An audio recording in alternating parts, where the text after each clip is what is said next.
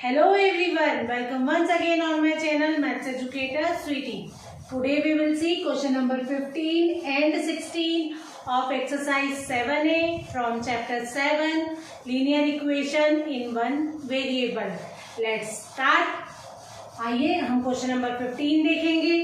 Question number 15 is 2/3x is equals to 3/8x plus 7/12.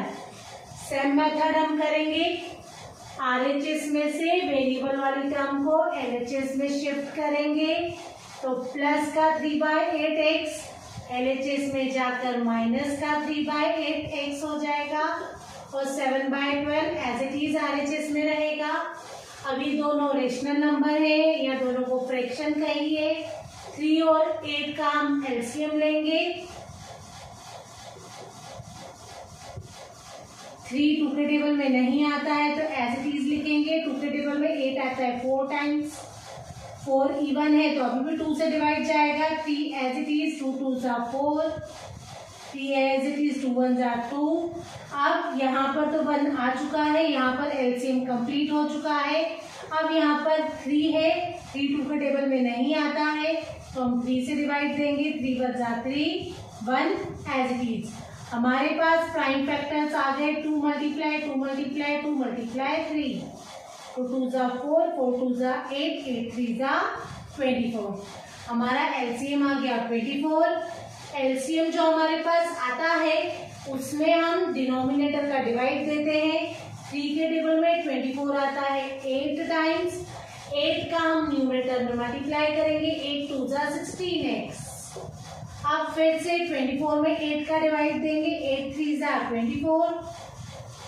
3 का 3 में multiply करेंगे. 3 3s are 9x is equals to 7/12. 16x minus 9x हो जाएगा 7x upon में 24 is equals to 7/12. अब हमें x की वैल्यू फाइंड आउट करनी है. इसके लिए हमें क्रॉस मल्टीप्लाई करना पड़ेगा.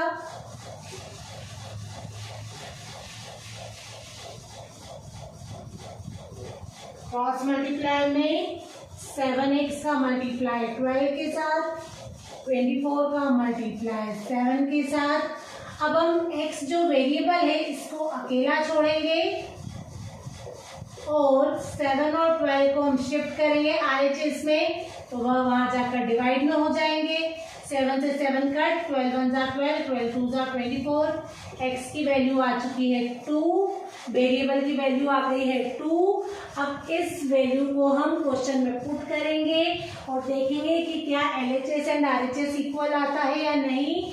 यदि LHS और RHS इक्वल आ गया इट मीन्स हमारी जो वेरिएबल की वैल्यू है वह बिल्कुल करेक्ट है. Question is 2/3x is equals to 3/8x plus 7/12. 2/3 multiply x की प्लेस पे 2 is equals to 3/8 multiply x की प्लेस पे 2 प्लस 7/12. 2 2s are 4 अपॉन में 3 is equals to 3 2s are 6 upon में 8 प्लस 7/12. अब हम क्या करेंगे 8 और 12 का एलसीएम लेंगे. LHS में तो हमारे पास 4/3 आ चुका है. अब RHS में भी हमें 4/3 लाना है.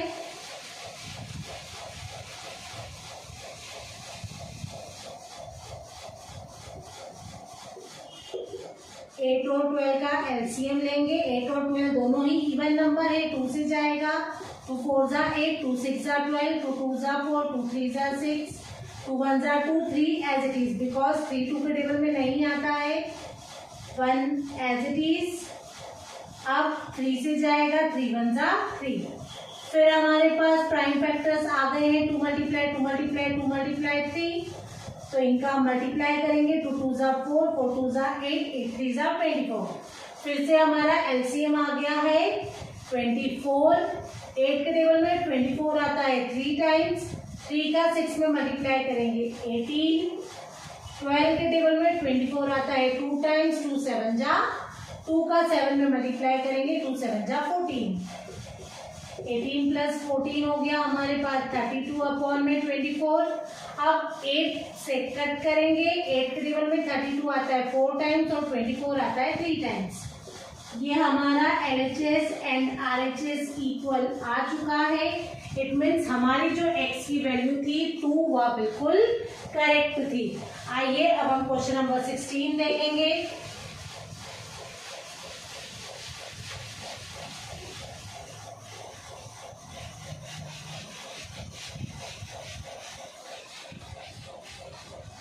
Question number 16 is 3x minus 1 upon में 5 minus x upon 7 is equals to 3। अब यहाँ पर भी यह भी एक रेशनल नंबर है, यह भी एक रेशनल नंबर है। यहाँ पर डिनोमिनेटर डिफरेंट है तो हमें एलसीएम लेना पड़ेगा इन्हें सॉल्व करने के लिए। 5 और 7 दोनों ही ऑड नंबर है तो पहले आप स्मॉलेस्ट नंबर से डिवाइड देंगे। 5 के टेबल में 5 आता है 1 टाइम, 7 एज इट इज। अब 1 एज इट इज, 7 के टेबल में 7 आता है 1 टाइम। प्राइम फैक्टर्स हो गए 5 इंटू 7, 5 7 जा 35। एलसीएम आ गया 35। 5 के टेबल में 35 आता है 7 टाइम, 7 का मल्टीप्लाई होगा 3x माइनस 1 में। 7 के टेबल में 35 आता है 5 टाइम्स, 5 का x में मल्टीप्लाई होगा 5x इज इक्वल्स टू 3। 3 के नीचे कुछ नहीं मीन्स 1।